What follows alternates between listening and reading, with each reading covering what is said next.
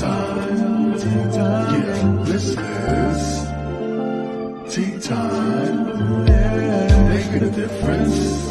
One cup at a time. Tea time. So be sure to grab your tea, grab a seat, and tune in to Miss Liz. Tea time. Making a difference. One cup at a time. Tea time, yeah. Tea time.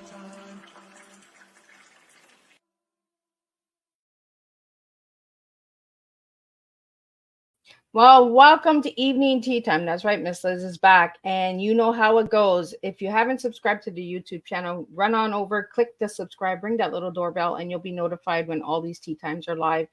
And you can check all the old tea times from all season 1, 2, 3, 4, and this year 5.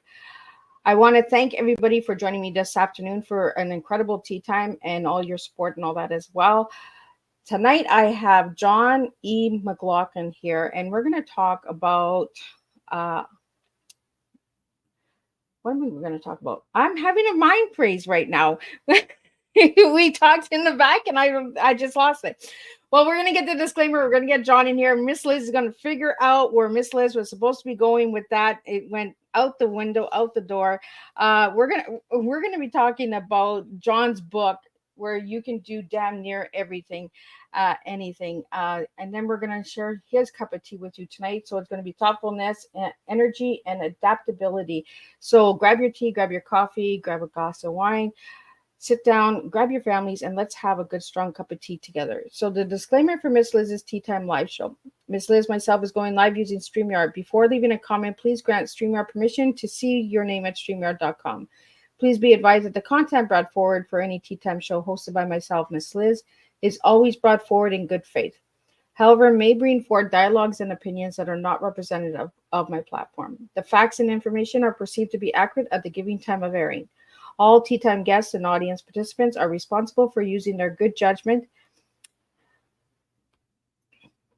in taking any action that may relate to their discussion. The content brought forward may include discussions for some where they may be emotionally at risk. It is significant to know that the show is engaging in discussions, forms only to offer, inspire awareness and connection, and is not providing therapeutical advice. If you have any questions about the disclaimer or the panelist discussion, you may freely contact me, Miss Liz, through my email at bookingmissliz@gmail.com. Moving forward, should you choose to voluntarily participate in tonight's show in any aspect, I, Miss Liz, welcomes you. And should you decide that the show is not made for you at this time, I respect that choice and will see you at a later show at a later date and time. And again, all tea times are done on Thursday, 3 p.m. and 7 p.m. Eastern Standard Time. If it's not a Thursday, it's a surprise tea time or a rescheduled tea time or a guest coming back for a second cup of tea. So now a little bit on my guests. And then we're going to get John in here and we're going to share some tea. So John McGlothin is a former Army paratrooper who has served across the U.S., Europe, and both Iraq and Afghanistan. After beginning his career in intelligence, he attended law school at the University of Virginia and became a JAG officer in the D.C. National Guard, where he was mobilized after the insurrection attempt on January 6, 2021. His writing background includes work as a journalist, columnist, speech writer, and editor, along with teaching as an adjunct professor at the University of Virginia in Maryland.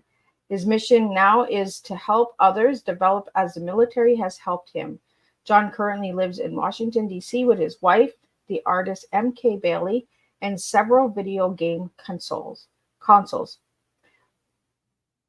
There is a hidden side of the military behind the stories of leadership and valor in a distant culture that promotes personal growth and development in how to deal with damn near anything. The Paratrooper Guide to Life, John McGlothin, shows how this culture can benefit anyone. So I'm going to get John in here. We're going to spill some tea, and Miss Liz is going to figure out where she was going at the beginning of the show. Welcome, John. Thank you for having me. Now I can talk about whatever I want now, since you didn't tell the people we were going in a particular direction. We can just do whatever. Right, we just fly with the wind. I don't know, man. I just had like a blank moment. I think I just zoned out. I wasn't even sure where I was going Don't even with worry that. about it. So, John, I want to start off how I do all the tea times. Who was John as a little guy, and who's John now? Oh, as a little guy, a ball of precocious energy. I don't know if anyone ever tells an adult that they were a terrible child. So, you got to take the positive stuff with a little bit of a grain of salt. But apparently, I was not shy about chatting up strangers and taking little adventures. And that has not changed. I try to be a little more thoughtful about the chatting up strangers part. But otherwise, the energy is more or less still there. I used to be blonde as a kid. That's probably the right. Yeah, I saw a picture of me. I was like, "Who's this?" I'm an only child, so I was like, "Who's this picture of?" There aren't not a lot of other kids. There should be pictures up in this house, but it was me, blonde with curly hair, at a very young age. All the way So up till did I was like 2 or 3, I think. It lasted a while, but yeah, that was young me, and current me is a more hopefully thoughtful and subtle version of the same ball of energy that I was back then. well, that's good. And the reason that I asked that question is who you were as a little guy and who you are now, right? Is because sometimes it brings you into who you are as an adult. If you're silent as a child, you usually have a voice when you get older. I always like to dig a little deep into the cup and see who the little person is and who the That's big fun. person is. I have not been asked that one before, so I appreciate the original question, especially to open up. Yeah, well, that's a Miss Liz question. That's Miss Liz has that. I'm going to trademark that question, I think. Might well. So, John, let's get into your journey. I want to the journey of being a paratrooper, and then I want to get into the January 6th, a little bit on that as well, Sure. and all that. So, yeah, shoot away. I'm going to give you All the right. stage. Well, speaking of disclaimers, I can't let you out disclaimer me. It's a good time if disclaimers have to be put out beforehand. Since we are going to get, sounds like in the January 6th stuff, I'm not speaking on behalf of the Department of Defense, the government, anybody but me. So just putting that out there in case we do end up chatting about those events. So my story broadly is of someone who joined the military to fill a lot of gaps in their development, and who it was a surprise to most people I knew that I was joining. It went very, very well. In fact, joining was less difficult than leaving.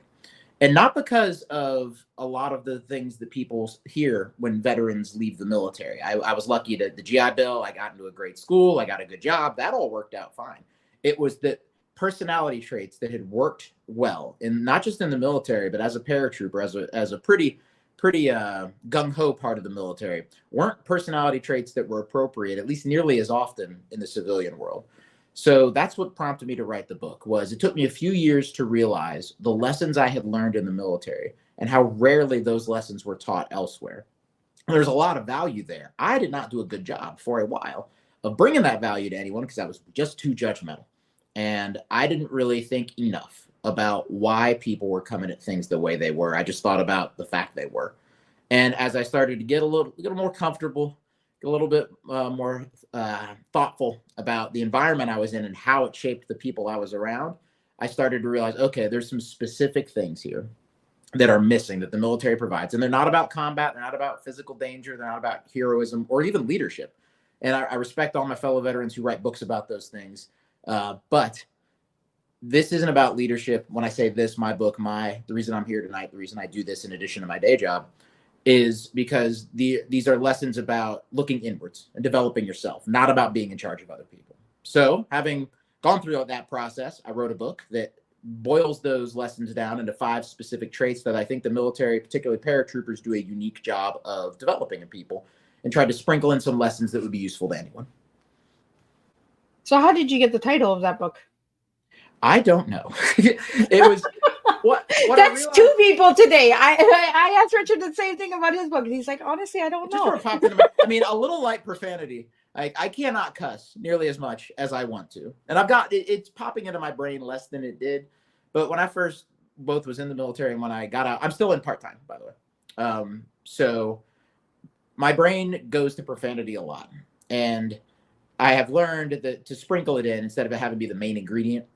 So a little bit of that in the title, but I think the main thing was what I realized was that the sort of the bottom line of what I was talking about was the military teaches you to cope very well with things. But if you say coping, people think it's about trauma, about something already having gone wrong. But nothing has to go wrong yet. It's coping with any challenge, any kind of daily challenge. So that's why I went with the title I did, because while these skills are applicable if you're feeling down, if you've caught a loss in life, they're not only or even mainly applicable then. They're applicable when things are going well or when things are going okay and you'd like them to be going better.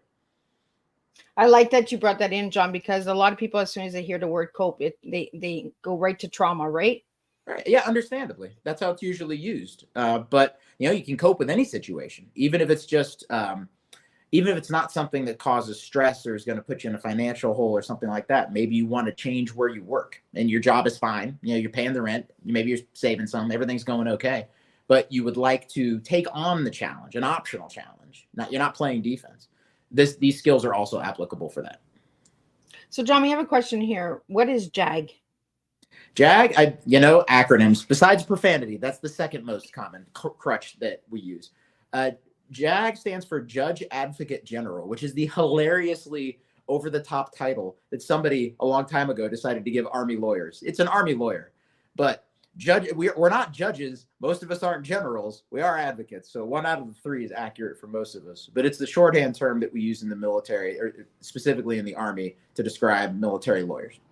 Now, is that just an acronym that's used in the United States, or is that used around the world?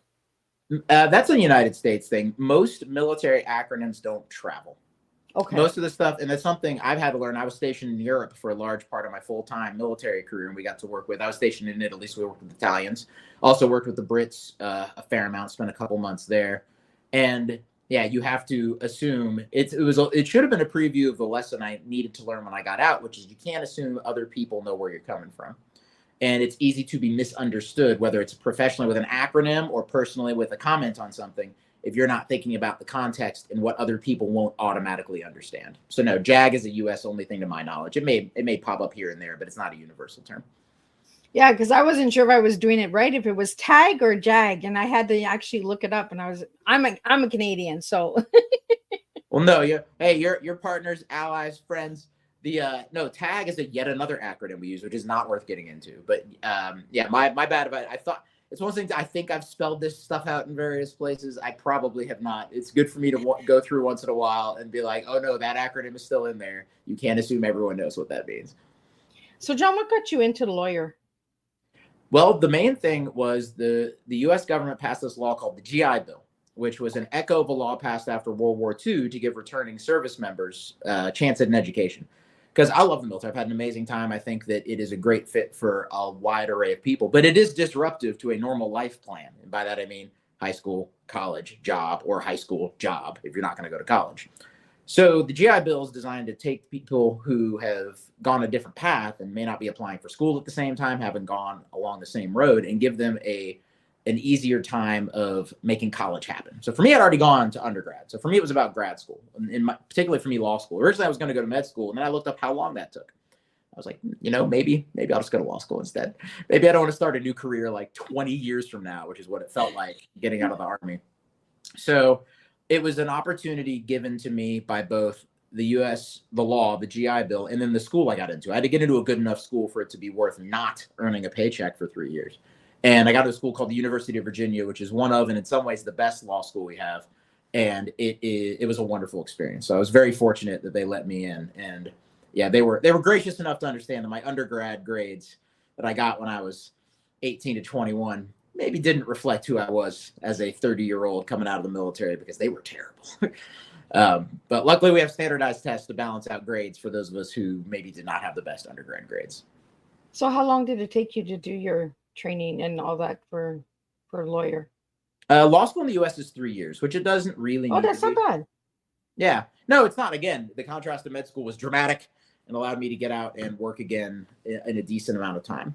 But no, it's honestly so being in law school was the genesis of the book, because I was like, I'm a student again. This is phenomenal. This is great. You know what I'm doing 3 p.m. this afternoon? Whatever I want. Like, as long as I'm not sitting in class. Like, the flexibility was amazing after having a day job, but I was surrounded by a lot of people who were smart, who were good with people, good socially, nice people, like checked all the boxes, and were terrified. They were terrified of everything. And I'm like, why you all don't know how good you are and how good you have it. And my response then was to just be really judgmental. My response now is to think about why were they feeling all this pressure? Where did it come from? And how could we relieve some of that? And at the time, I didn't really think about how those forces worked. Because for me, I was like, this is fantastic. It's, yeah, you work a lot, but you know where else you work a lot? A job. So it Right? wasn't really. Oh, that I big don't a know. deal. A lot of people go to work but don't work. Okay, true. I'm giving people the benefit of the doubt when I say some of these things. So, John, what age were you when you went to military school?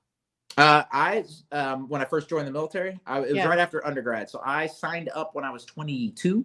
It was after Cool. 9/11, and then for reasons not worth getting into, I had to wait until my school slot became available, because some Army schools, they're short. They run them every 2 months, so you don't have to really wait for the next ski lift to come by to pick you up and take you where you're going. Some of them, like the school I went to, because I learned Arabic, was an Arabic linguist in the Army. Oh. It's 72 weeks long. Now they're running more than one at a time, so you don't have to wait 72 weeks, but you have to wait a decent amount of time. So I signed up when I was 22, went to basic training, the initial training course that you go to when I was 23. Wow. And what has that taught you about yourself? It taught me that I was old. At 23, I didn't realize it. It's all relative when it comes to age and experience and personality traits sometimes. In the land of the 18-year-olds, the 23-year-old is king, or at least is old, is wise. Luckily, they treated me more wise than old, because 23 is still not old, even relatively speaking. But it taught me a lot about, that was the best thing about the military is you will meet people you would have never met normally. Because we bring in people from everywhere. We had people who were every type of personality from every part of the country, any type, race, religion, ethnicity, your quiet people, your showboaters, everybody was there. So it was a good chance for me to meet people I would have never met before and really learn to respect people on a level. I didn't disrespect them before. I didn't know them. I didn't think about them at all. But then, my bunkmate in basic training was the only 17-year-old we had. In America, you have to sign a waiver. Your parents have to sign a waiver for you to go into the military at 17. At 18, it's your choice. You can just do your thing.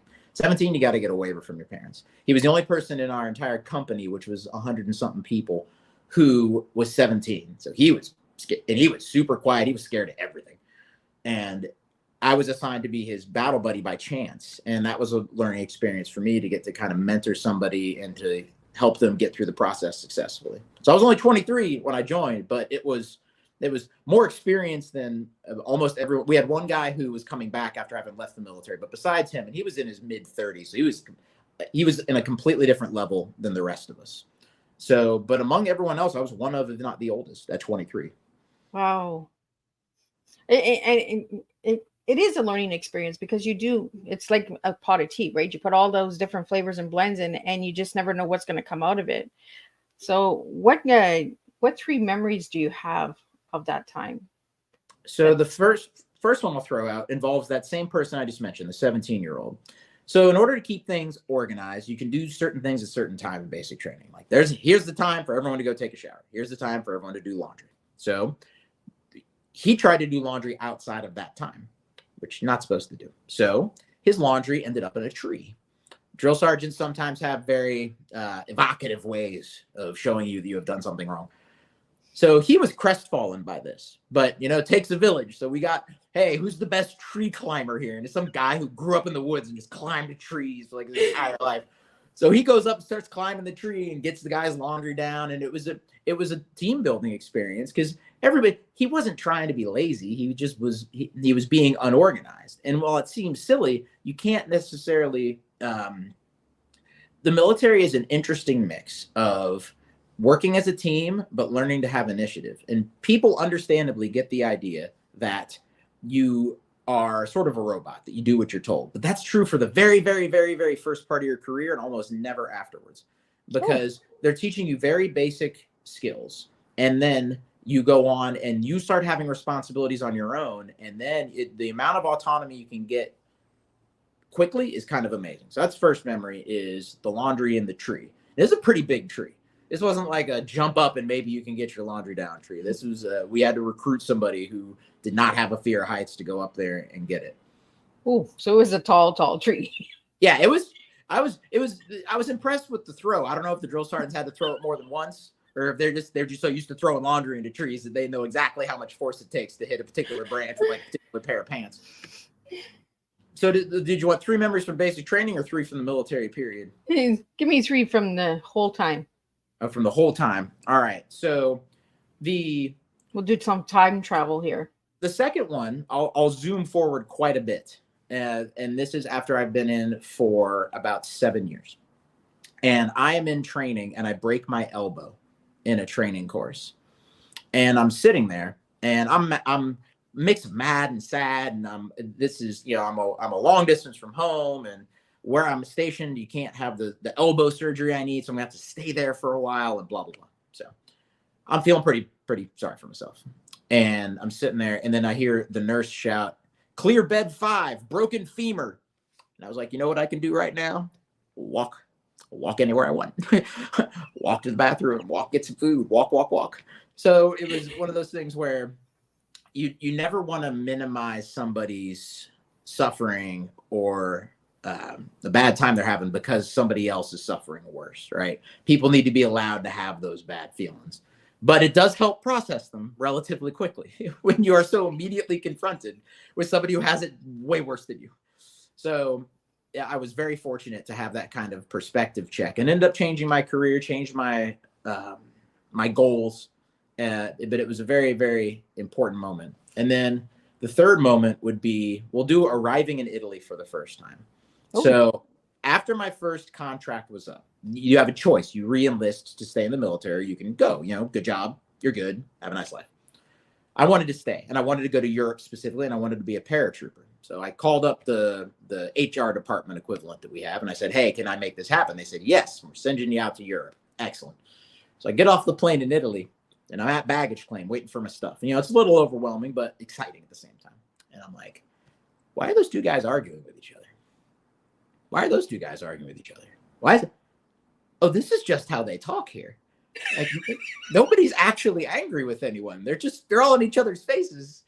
And the personal space difference is so dramatic that if people did that here or in Canada, they'd be ready to fight. And they're just talking about anything.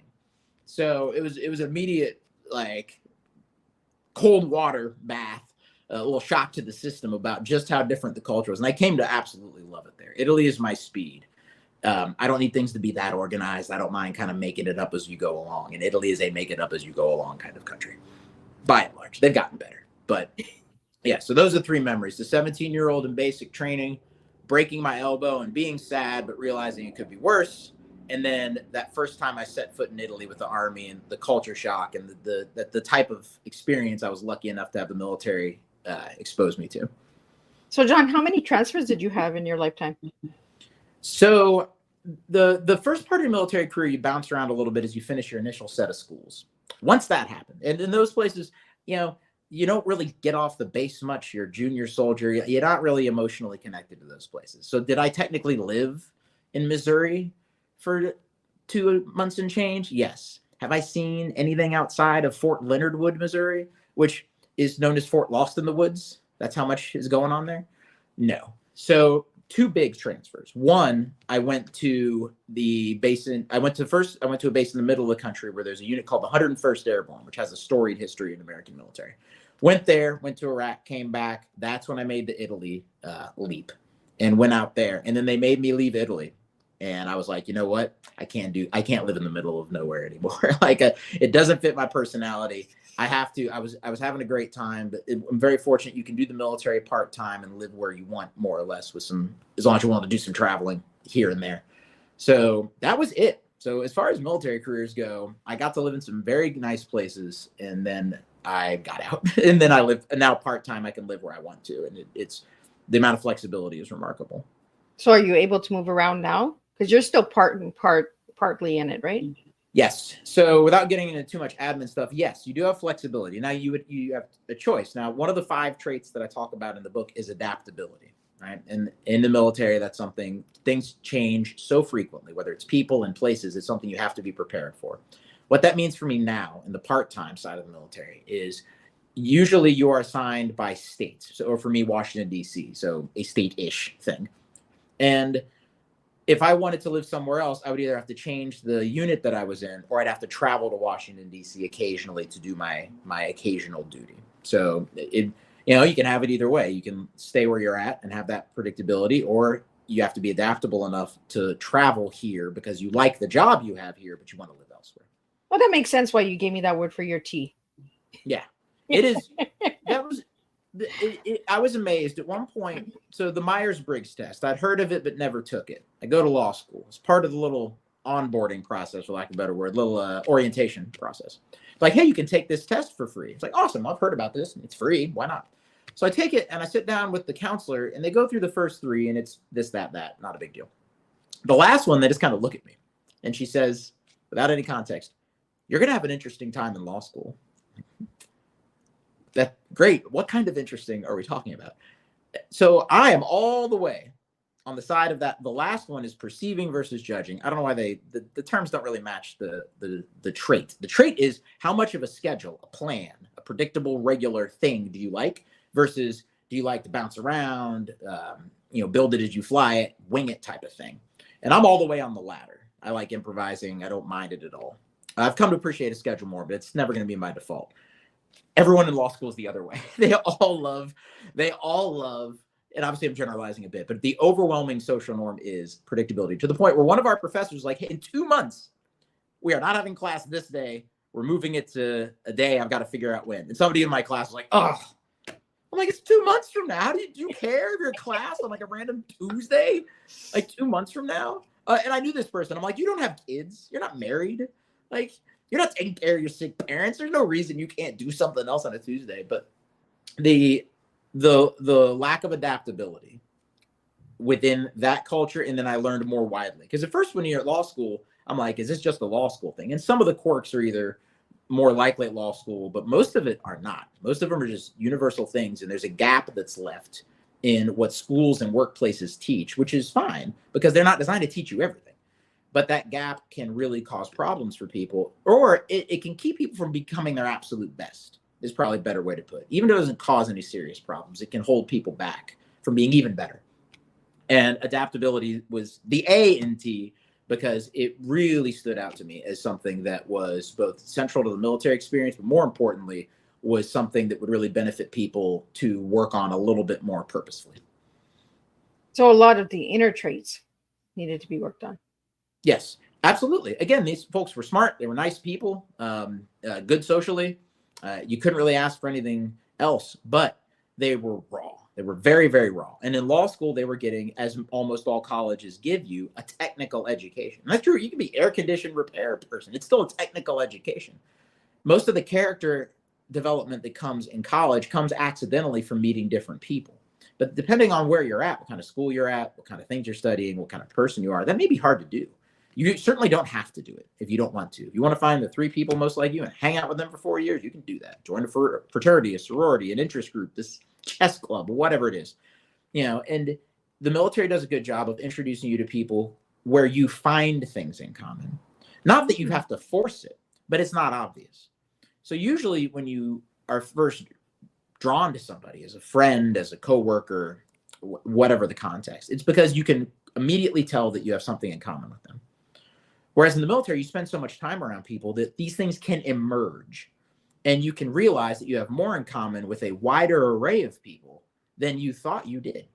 And there's a meme that goes around sometimes. It's called, and it says at the top, says military friend groups be like, and it's 4 people that look completely different. There's like a very clean cut guy, a guy with a bunch of tattoos, and like 2 other, like a country guy with the cowboy hat and everything. Just people that look like they would never hang out normally. But in the military, you do that all the time. It's just normal. So it's a very valuable experience to spend time around people. And don't get me wrong, you don't like everyone. I joke, I don't call it BFF, I call it BPR, best possible relationship, right? There's some people they didn't like me, I didn't like them, but we got to the best version of not liking each other that you could possibly get to, because we saw each other enough to see what each other were good at and could respect each other on that level, even if we didn't click on a personal level. Well, I think it's like that in life, right? Is we don't connect with everybody, but we still have the mutual respect of understanding, one another. So the 5 traits that you put in the book, John, what are the 5 traits? So the first one is self-awareness. And the reason for that is change takes effort, but it takes a lot less effort if you know what you should be changing.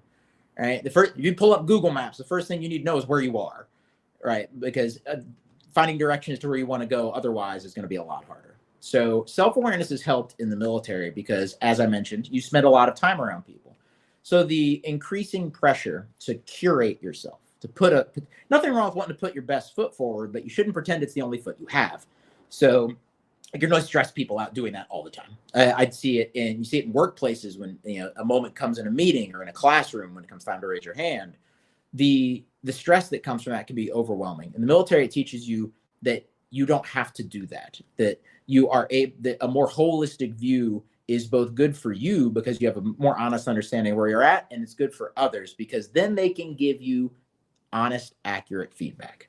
And without that feedback, because self-awareness is really two things. One is your view of yourself. The other is being aware of how other people view you. They're not necessarily the same thing. Somebody introverted and somebody who doesn't have self-confidence can know that other people respect them and like them and think they're good, but they can still feel like they're not good at something. Despite accurately knowing that everybody else thinks highly of them, they may not think highly of themselves. And obviously the opposite can be true too. People can think they are amazing at things and ignore every single data point showing them that they actually suck. So it's both of those things together. So the first trait is self-awareness. And then you want me to go ahead and run through each one? Sure. Give me a little bit of, and then everyone can go out and grab a copy. Right. No, thank you. Thank you for that. I'll get into the book writing process after the 5 lists. I got to be careful about tangents. It's another weak point of mine.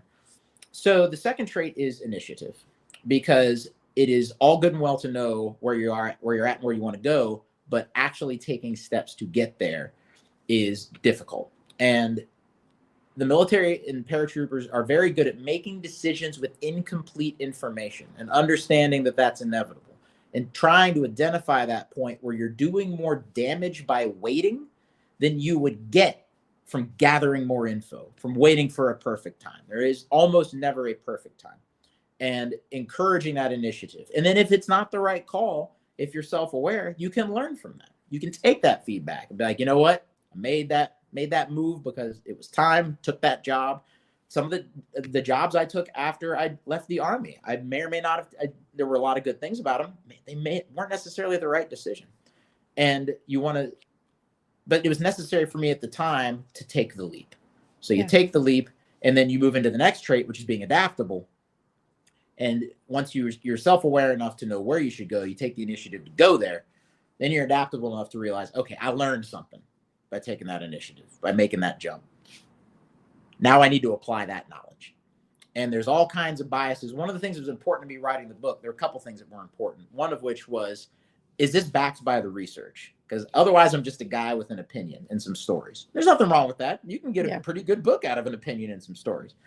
But when you're telling people, hey, you should do this, I at least didn't want to be openly contradicted by the actual research done by social scientists into this. So I put a lot of effort into reading the research and making sure that my anecdotal knowledge, however, 20 years in the military is not bad, but it's not the same thing as, it's still one person's experience.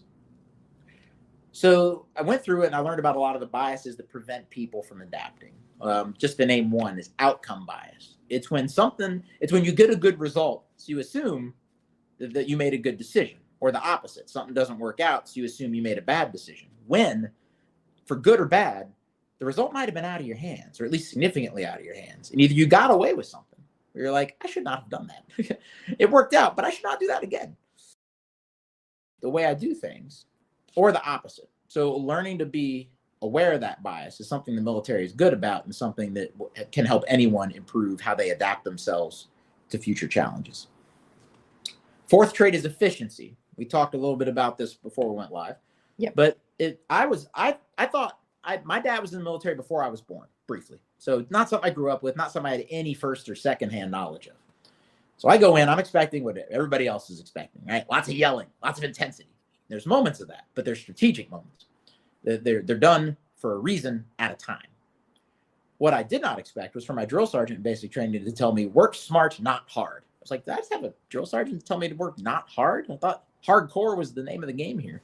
No, it was all about understanding you try to throw a punch as hard as you can, you're probably going to fall on your face. It's all about exerting the right amount of effort at the right time.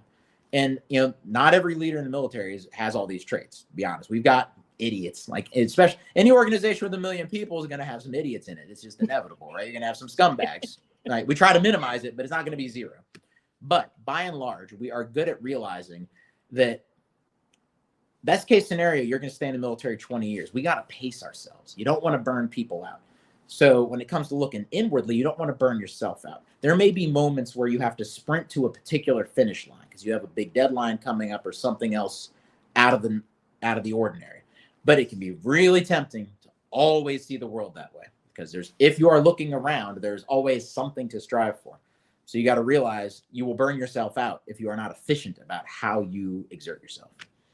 And then the last of the 5 traits is something I call insistence. And it kind of brings them all together. My metaphors, they're like Olympic rings. They're different, but they're interlocking.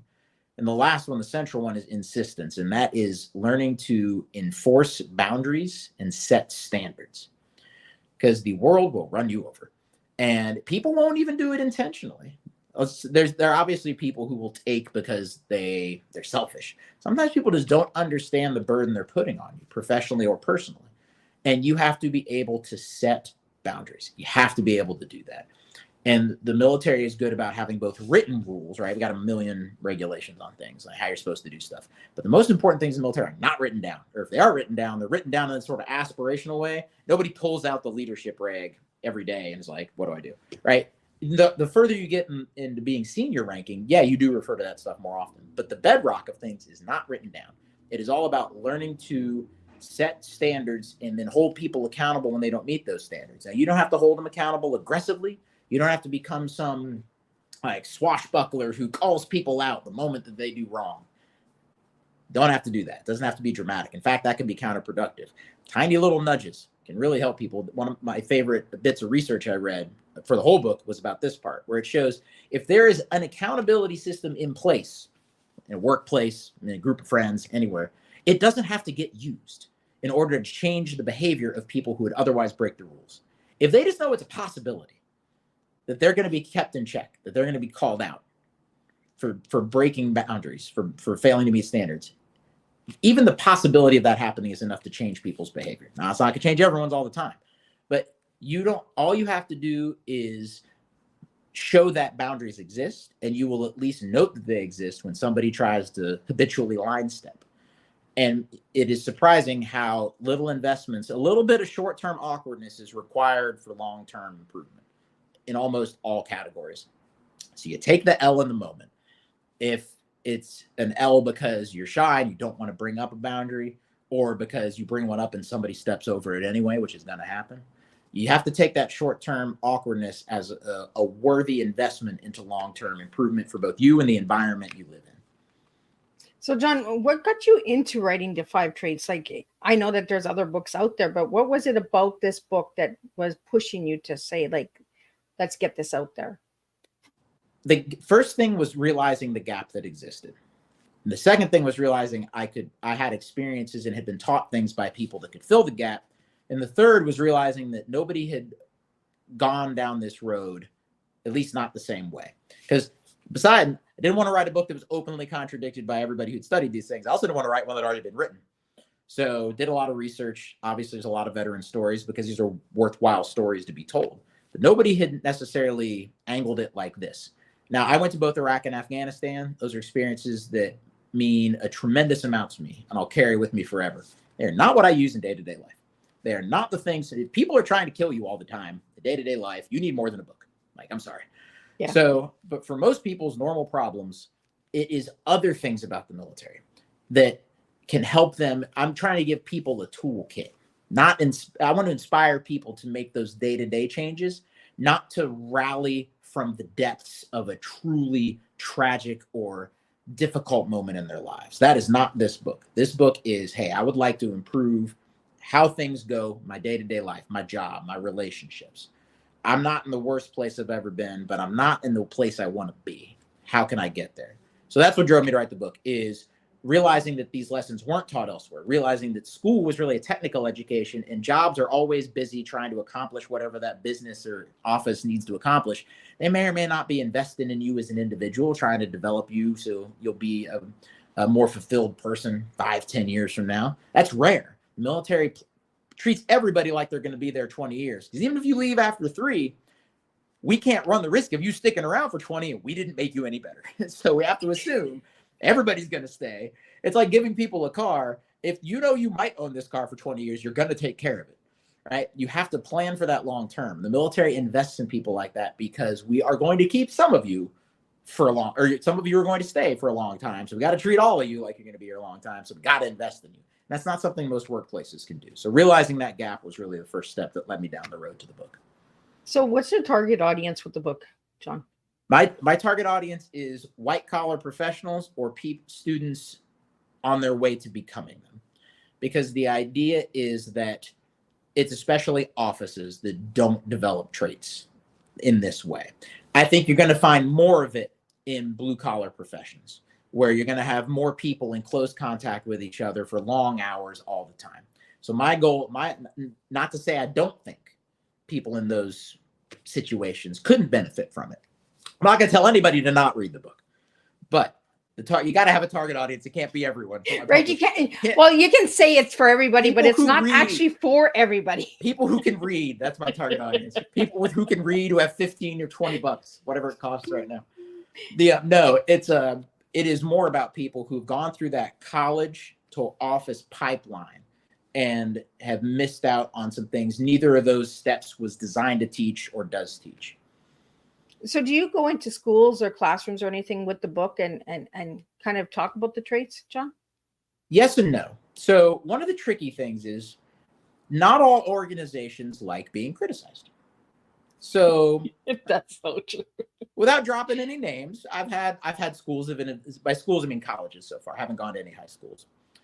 I've had colleges that have invited me in to speak and it's gone well. And I've had some that were very polite, but it was very clear that they're like, we don't like that you say that there's a gap in what we do. We think because I poke what I think is light, loving fun at some of the more highfalutin aspects of college, all the Latin mottos and all the, one of the colleges has like a Latin word for Texas in its motto. I was like, I don't think people who spoke Latin in Texas overlapped, but like, okay, so you clearly just made this up because it sounds fancy.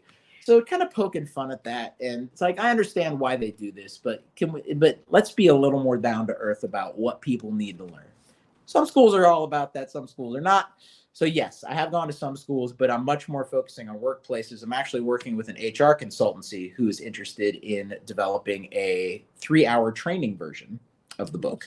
So that the demo has been done. I'll be presenting that to them here shortly. So hopefully later this year, I will be showing up at various workplaces, and I'll redouble the college efforts, and maybe I'll just hope they won't read the book, and that they just look at the 3-hour version, and they're like, this is. Oh, I think the title kind of gives them a little. Oh, he's gonna be trouble. Yeah, and there's a lot of controversy right now about how colleges should approach learning. How much do you want to expose people to rough-edged ideas? That's my literally just made it up now category for all the things that people may be uncomfortable with. Yep. Nothing people are more uncomfortable with than the idea that they're not good at something, and getting comfortable with that and understanding it's different for every person. Some people can be really hard on themselves. And one of the interesting things I learned in the research was drill sergeants spend an amazing amount of their time building people up. We always see them yelling, because what makes good drama? What are you going to put on a TV show? Yelling. A movie, yelling. People don't yell at each other in most workplaces, right? So that's the thing that's different about basic training. But drill sergeants spend a lot of time building people up too. So you got to be aware of when do you need to build yourself up, but also when are you skeptical of yourself, with the understanding that you can improve.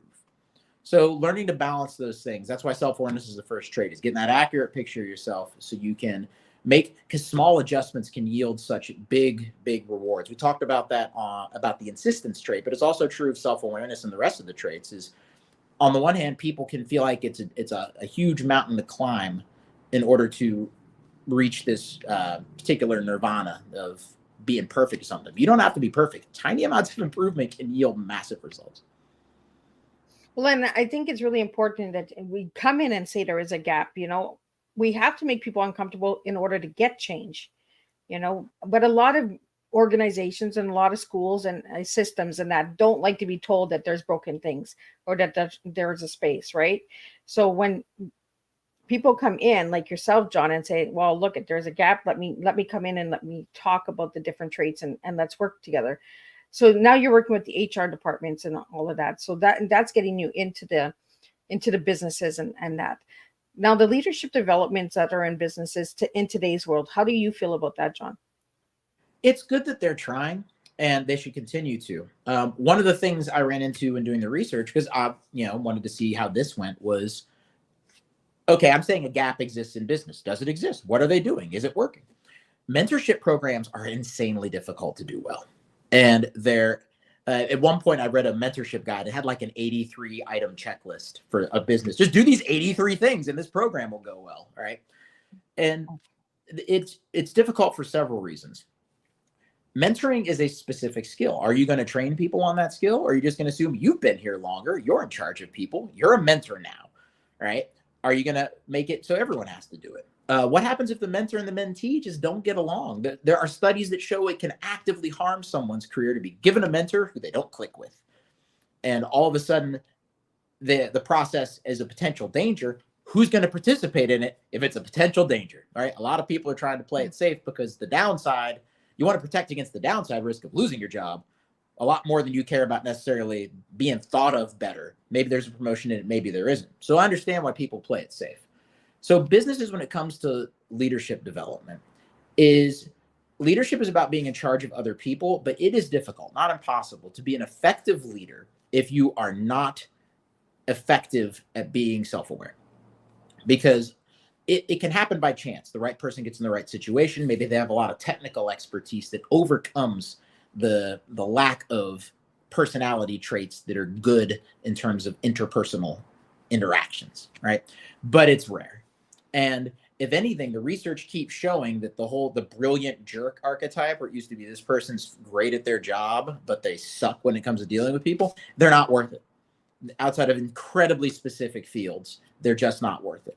So I'm glad that businesses are trying. I want to help them try. But honestly, it is ultimately on the individual. You cannot expect an organization or an institution with a separate mission to fill this gap for you. And I want to get in there, and it's been successful so far, getting in there and helping those organizations give people the tools. But it's not going to be a thing where that business forces you or measures it. You want to see it show up in the performance for what your job actually is. You're not going to get a separate score about it, because then it runs into all those problems that you get with mentorship programs. So long-winded answer, but the efforts I've seen, mixed quality, admirable intent, but it's better I think, to go with the approach I'm doing of giving people the tools as individuals instead of trying to create a new bureaucracy within your business that is supposed to handle this, and it's just a big drag on everyone's time and energy. Well, that's what I'm finding with a lot of organizations now. The leadership skills it's like the leaders are not stepping up, right? And saying, you know what, let me step back because you can do this better. It's almost like in the military, right? If one soldier can do something better than the other one, you guys kind of highlight that one and say, you know what, when we go to battle, we're going to put this guy here because he's stronger in this skill, right, than the other skill. That's good. I'm glad you brought that up, because people were terrified when I said I was going to join the Army, because they're like, you're way too much of an individual. You're way too sarcastic. You're going to get in trouble. And I only got in trouble sometimes. And it was way less than I thought. Because what happens is it was never, I had a lot of energy and I thought I had good ideas, but it was coming from a place of wanting to get stuff done. And that ethos, obviously it takes refining. You got to be smart about how and when you do it. But that sarcasm had a place, because ultimately it was practical thinking. It was about the task, the mission, the goal. It wasn't about appearances. So people were shocked at how little trouble I ultimately got in. So and I mentioned that because what you said is true. The military is good about, if somebody is good at something, saying, hey, Bob, you're good at this, and putting Bob front and center. And even if they don't have necessarily the rank, even if they don't have the title, even if they don't have the formal things that are supposed to put them in a position, if you're good enough, if you're good at your job, you don't have to tell people about it. You don't have to go out of your way to promote yourself, because it's another product of spending a lot of time around people. I'm going to figure out if you're good at your job if I see you 8 hours a day. Yeah. You don't have to tell me. It's just going to be annoying if you feel the need to self-promote when we're around each other all the time. Most workplaces aren't like that, though. Maybe you see your boss once a day, twice a day, maybe a little more, maybe a little less, depending on what kind of job it is. Maybe you only see them in a certain context, a certain meeting where a certain type of interaction takes place, not something holistic. Maybe you're not a meeting person. Maybe you're not a dive in with your opinion person. Maybe you got other strengths that don't get seen as often. So it's about, that's what these two, apologies to the sirens in the background. One of the things is about self-awareness is understanding how you can complement the setup that you're in to show that you've got those skills, because the military is very good at recognizing those skills in a practical way, and you want to take that ethos and apply it to your life the best that you can. And one thing that you also mentioned when you sent me some information, John, is you talked about the stability and success that the military has taught you. So for all the listeners out there, if they'd like to know about the stability of military, because it's like a lot of people get the understanding that there's a lot of screaming, a lot of drill sergeants, a lot of punishment, a lot of this, because that's what society has told us, that is what movies have portrayed. But you have lived it, so you have the voice from the inside, right? You have maybe a drill sergeant in your life at all, not just yelling at you, just period, for like 1% of your Army career. It can vary based off what kind of career path you take.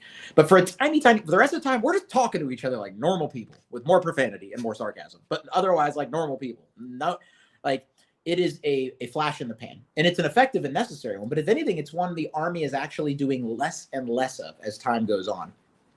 A lot of the drill sergeants, so there's this thing called the shark attack that used to happen in the military, where they take a bunch of drill sergeants and do this very dramatic initial thing to sort of establish that you're in a new place now. They got rid of that. And they didn't get rid of it because there was a scandal or somebody died or somebody got sued or anything like that. They got rid of it because they realized it wasn't working, because it was causing people to leave quietly. Ooh. It wasn't some spectacular breakdown, but people were getting the idea, as you mentioned. They're like, this is how it's going to be. I'm out. Forget this. When that's not how it was going to be. And it turns out that was in the military because of Vietnam, because the old go to war, go to jail thing. People would be coming into the military back then who they being the military were worried we're going to literally try to take over, like commit crimes. Like that's not a thing anymore. It hasn't been a thing for like 40 years, more than 50 years. But we still had that in place. So the military has realized, okay, not only was yelling a tiny percentage of your time in the military, even then they're like, it needs to be even tinier, because it can be counterproductive when not happening at the right time. So the reason I use the word stability is the military teaches you to very much keep an even keel and to take a step back for as long as you need, and then take a step forward and make a decision when you need to. It's a good combination of those things. And that kind of inner stability allows you to be on a much more even footing when dealing with all the random crap that life is going to throw at you.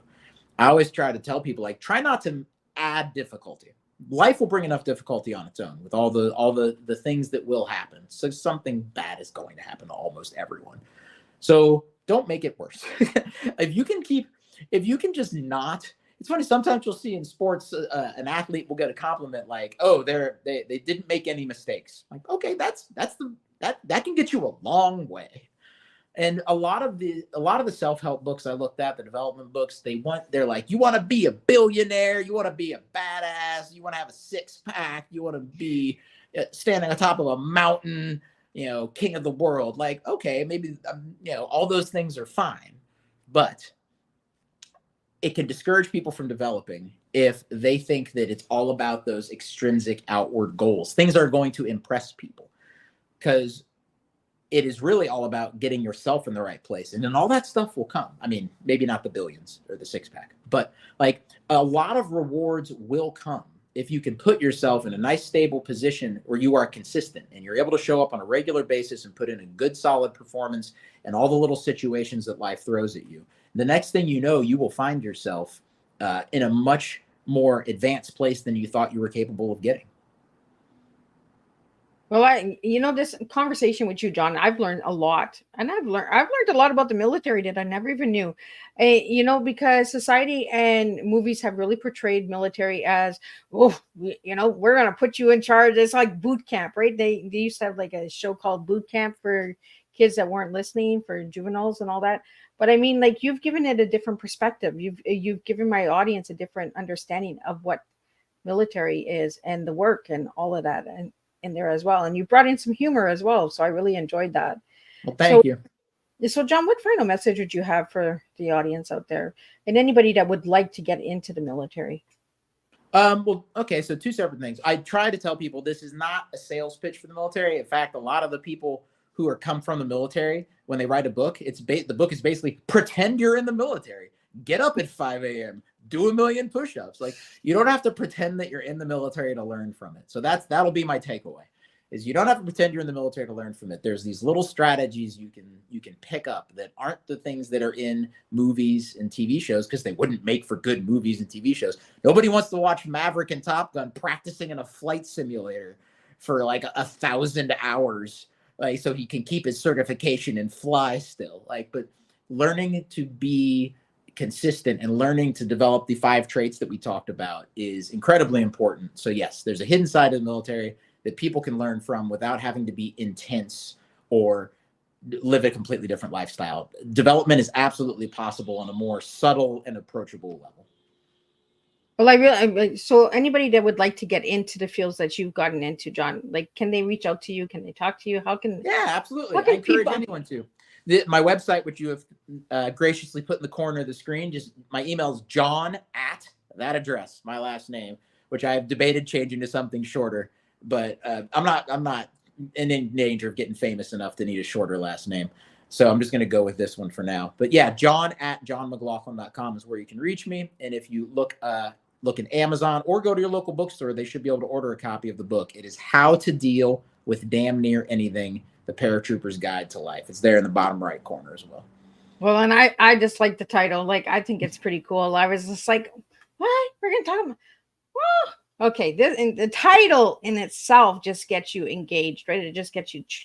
So I don't know how you got the title. Like you said, you don't remember how, but I like it. So thank you for sharing that with us. Thank And you. thank People you are for reaching out. People are welcome to buy the book, read the title, and then put it down if they want. That's fine. There's good stuff inside the book too if they want to keep going.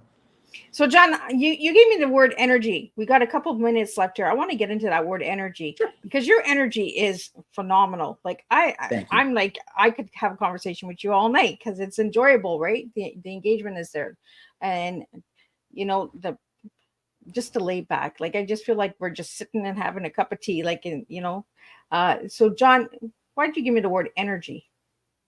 Because a lot of times people struggle with things because of lack of energy. And a lot of times that lack of energy comes from fighting fights that don't need fighting, or not fighting ones that do, where if you had taken that initial step to cut something off early, it wouldn't keep going and growing into a bigger and bigger problem. So I am energetic by default, right? And I recognize that that's how I am. And the advice is not, hey, everybody, be like me, right? That's not useful advice. And the military doesn't do things that way because we have a million different types of people. And if we approach development with that one size fits all stuff, it wouldn't work. But people can free up more energy by not worrying. The insistence, that last trait, is really about this in a lot of ways, of setting those boundaries, not letting people encroach past that, and keeping that space for yourself so you have that energy. You're not constantly dealing with other people's drama.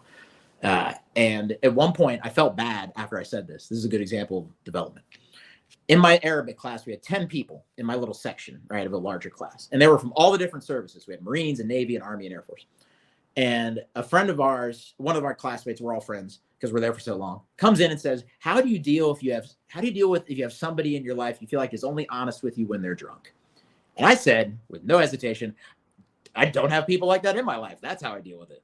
And later I was like, I could have been a little more empathetic in how that was delivered, perhaps. But allowing people like that in your life, it saps so much energy. And it's really unfortunate because sometimes you will want the best version of a person to still be in your life, personally or professionally. But if that best version is only them 5% of the time, that's not who they are. And there's a great, I think it's a Maya Angelou quote where she says, when somebody shows you who they are, believe them. So it can free up a lot of energy if you're not tilting at windmills and trying to change people who have zero interest in actually changing. Well, I love it. And I love how we're wrapping this up because I really love my tongue. I don't know. I must be getting tired, but I really want, Angelo, I really want to thank you for that, John. But I really want to thank you for sitting and taking the time and reaching out to me and having you a part of Tea Time with Miss Liz. So if anybody would like to know more about Miss Liz, check out Miss Liz's website, www.misslizsteatime. And if you'd like to collaborate with Miss Liz or be a guest on Tea Time, and reach out to Miss Liz at my email at bookingmissliz@gmail.com.